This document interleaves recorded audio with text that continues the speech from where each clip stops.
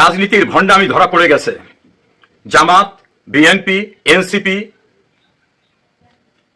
গণ অধিকার ইত্যাদি নামক যে সকল প্রতিষ্ঠান আছে, তাদের উচ্চকিত কণ্ঠে বাইরে যারা স্লোগান দিয়ে বলতো গোলামি চুক্তি করা যাবে না, গোলামি চুক্তি করা যাবে না, তারা বাংলাদেশের ইতিহাসের জঘন্যতম গোলামি চুক্তিকে সব মেনে নিয়েছে। এখন আর প্রেস ক্লাবের সামনে কোনো মানববন্ধন হয় না, সিরডাপ অনুষ্ঠান হয় না, প্রেস ক্লাবের ছোট্ট কক্ষে 10 জন 20 জন নিয়ে সেমিনার হয় না। জুনায়েদ সাকিরা এখন হালুয়া রুটির ভোগ করতে গিয়ে চুপ হয়ে গেছে। আমরা সে বিষয় নিয়ে কথা বলছি। দেখুন, জাতীয় নাগরিক পার্টির যিনি মুখপাত্র তিনি কি বলছেন। এই চুক্তিটা বিএনপি করেছে, কিন্তু সে জাস্ট নির্বাচনের 3 দিন আগে তাদেরই বর্তমান পররাষ্ট্রমন্ত্রীকে দিয়ে এটা অন্তর্বর্তী সরকারের ঘাড়ে চাপিয়ে দিয়েছে। বারবার অন্তর্বর্তী সরকার, এনসিপি, জামাত এদের উপর দায় দিয়ে দিতে চান, কিন্তু চুক্তি করেছে আপনার পররাষ্ট্রমন্ত্রী। জাতীয় নাগরিক পার্টিতে এখন যারা আছে, আমি তো এখন সে বলছে যে এই যে গোলামি চুক্তিটা, এই চুক্তিটা করেছে বিএনপির পররাষ্ট্রমন্ত্রী। তাই যদি হয় তাহলে পার্লামেন্টে এই যে এনসিপি, ইউনুসের কিংস পার্টি, জামাতের বি টিম, তারা পার্লামেন্টে কেন আপত্তি করলেন না? কেন পার্লামেন্টে কথা বললেন না? জামাতের আমির সহ তার ফুল টিম পার্লামেন্টে ছিলেন, একটা শব্দ উচ্চারণ করেননি। একমাত্র স্বতন্ত্র সংসদ সদস্য ব্যারিস্টার রুমিন ফারহানা ছাড়া কেউ কথা বলেননি, তাকে স্পিকার থামিয়ে দিলেন।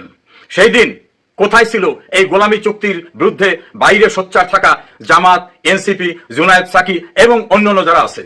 বিএনপি সবসময় বলছেন গোলামি চুক্তি মানি না, সবার আগে বাংলাদেশ।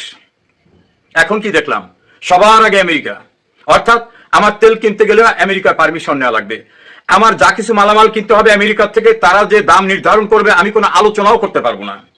আমার কৃষি জাতীয় পণ্য, এমনকি মাংস আমেরিকার থেকে আনতে হবে। জামাত ইসলামের আমির বাইরে এসে বলছেন যে আমাদের সঙ্গে একটা কথা হয়নি, কিন্তু ডক্টর ইউনূসের নিরাপত্তা উপদেষ্টা, বর্তমানে যিনি প্রধানমন্ত্রী তারেক রহমানের ক্যাবিনেটের পররাষ্ট্র মন্ত্রী, তিনি বলছেন এই চুক্তি করার আগে বড় বড় 2টি রাজনৈতিক দলের সঙ্গে আলাপ আলোচনা হয়েছে, তাদের কনসেন্ট নিয়ে এটা করা হয়েছে, অর্থাৎ তাদের অনুমতি নিয়ে করা হয়েছে। আর এনসিপি তো তখন গভর্নমেন্টের পার্ট ছিল, কাজে তাদের তো অনুমতির অংশ না। আর বাংলাদেশে যে কথিত সুশীল কিছু বাম, কিছু অতি বাম যারা সারাদিন চিৎকার করতেন, তারা কিন্তু এখন আর প্রেস ক্লাবের সামনে সেই 20 জনার মিছিলও করেন না, সিরডাপে অনুষ্ঠান করেন না, প্রেস ক্লাবের ছোট্ট কক্ষে গিয়েও কথা বলেন না, টেলিভিশন টক শোতেও আর গোলামি চুক্তি নিয়ে শব্দ নাই। কারণ হালুয়া রুটির ভাগ খেতেছে, কেউ সরকারি দলে, কেউ বিরোধী দলে। বিরোধী দল তো ভাগ খাচ্ছে, কারণ বিরোধী দল হিসাবে তারা সকল সুযোগ সুবিধা নিচ্ছে, তদবির করতেছে, নিজেদের প্রয়োজনে কোথায় কাকে পোস্টিং দিতে হবে, কার কি লাইসেন্স দিতে হবে, কার কি সুযোগ সুবিধা নিতে হবে, এটা তারা করছেন। এই গোলামি চুক্তির সবকিছুর সঙ্গে যে তারা জড়িত, যেদিন পররাষ্ট্রমন্ত্রী খলিলুর রহমান দাম্ভিকতার সঙ্গে বললেন, সেই দিন বিএনপির পক্ষ থেকে তা আপত্তি করে বলা হয় নাই যে না, এটা আমরা জানি না, চুক্তিটা তো নিঃসন্দেহে গোলামি চুক্তি, এতে তো কোনো ভুল নাই। তারা কোনো কথা বলছেন না। বাংলাদেশে আনু মোহাম্মদ সহ কিছু বুর্জুয়া, কিছু তথাকথিত তাত্ত্বিকরা বাইরে স্লোগান দিতেন, সলিমুল্লাহ খান, ফরহাদ মজহার আর একটি ভণ্ড বুদ্ধিজীবী চিন্তক আজকে তাদের মুখে কুলু পেটে বসে আছেন। এদের কাছে আসলে ক্ষমতা, এদের কাছে সবার আগে বাংলাদেশ না, এদের কাছে সবার আগে মসনদ।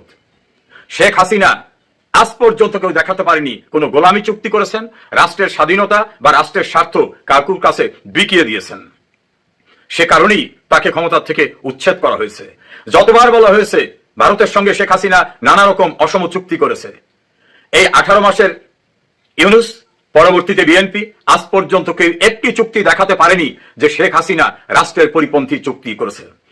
আমেরিকার কাছে দেশটাকে বন্ধক দিয়েছে এই তথাকথিত নন ডিসক্লোজার এগ্রিমেন্টের মাধ্যমে। কল্পনা করতে পারেন, তার কাছ থেকে আমার সব মালামাল কিনতে হবে, সে যে দাম ধরে দেবে সেই দামে কিনতে হবে, কোনো বার্গেনিং করা যাবে না, দর কষাকষি করা যাবে না। বিদেশ থেকে আমার প্রয়োজনে তেল কিনতে গেলেও তার অনুমতি নেওয়া লাগবে।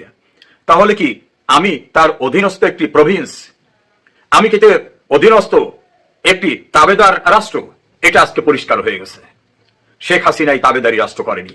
জামাত এখন বাইরের ভয়ঙ্কর চাপের কারণে যে বলছে যে আমরা জানতাম না, পার্লামেন্টে আপত্তি করে নাই, পররাষ্ট্রমন্ত্রী যেদিন বলছেন সেদিন আপত্তি করে নাই, এনসিপির মুখপাত্র আসিফ মাহমুদ সজীব ভুইয়া, যিনি সরকারের সবচেয়ে বড় বড় মিনিস্ট্রির দায়িত্বে ছিলেন, তিনি এখন এসে বলছেন আমি জানতাম না।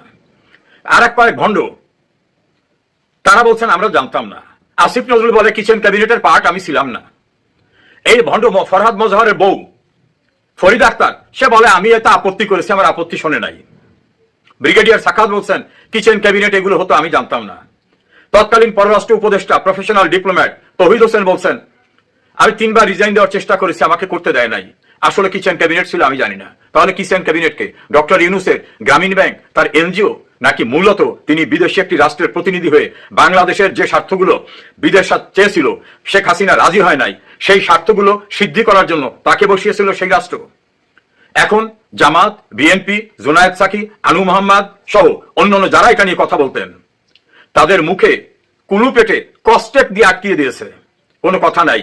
আসলে তাদের কাছে সবার আগে বাংলাদেশ না, তাদের কাছে সবার আগে ক্ষমতা। কারণ এই বিএনপির এক নেতাই তো বলছিল, ডক্টর ইউনূস আপনার কি কাণ্ডজ্ঞান নাই, আপনি বিদেশি একজন ব্যক্তিকে নিরাপত্তা উপদেষ্টা করেছেন।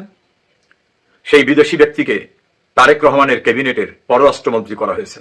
কই, কেউ তো বলছে না তারেক রহমান আপনার তো কাণ্ডজ্ঞান নাই, আপনি বিদেশি নাগরিককে কেন আজকে পররাষ্ট্রমন্ত্রী করেছেন। ব্যারিস্টার রিজাউল করিমের গুরুত্বপূর্ণ তথ্য ও বিশ্লেষণ। ধারা নেতৃত্ব দেয় আওয়ামী লীগ, শেখ হাসিনা, আর ক্ষমতার জন্য সমস্ত স্বার্থ বিসর্জন দেওয়ার আরেকটি পক্ষ, তারা সবাই মিলে এন্টি আওয়ামী লীগ পক্ষ। এটাই বাস্তবতা। ভণ্ডামির রাজনীতি পরিষ্কার হয়ে গেছে।